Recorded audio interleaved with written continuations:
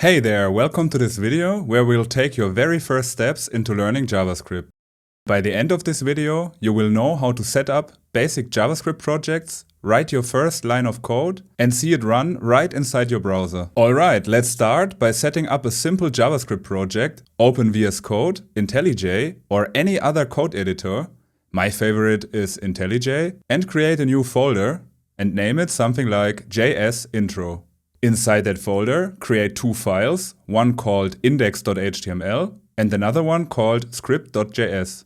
Now open the index.html file and add the basic HTML structure. The script tag connects your HTML file to your JavaScript file. So when the HTML file is opened, the script is loaded and starts running. Now open the script.js file and write the following line: console.log, hello world. This is your very first JavaScript statement. Congratulations! So what does this line actually do? Console.log is a built-in JavaScript command that tells the browser to print something to the console. It's super useful for testing and understanding what's going on in your code. Now let's open the HTML in a browser. Just drag and drop the index.html file to the browser of your choice, and then you will see the Hello from HTML heading appear on the screen. But where's the JavaScript? Let's find it in the developer tools. In your browser, right-click anywhere on the page and choose Inspect or Inspect Element. Then click on the Console tab. This is where all the messages from console.log will show up. The developer tools are built into your browser. They help you look under the hood of your web page. You can inspect elements, check CSS, debug JavaScript, and view all the messages your code sends to the console. This is one of your best tools when learning JavaScript.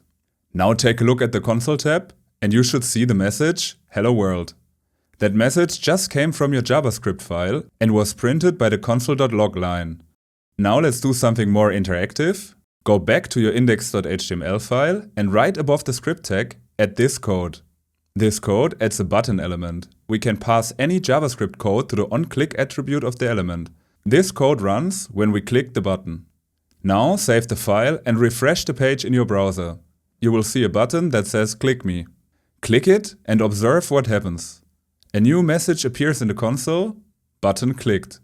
That's JavaScript in action, responding to something happening on the page. Now let's quickly go over what we have done in this video.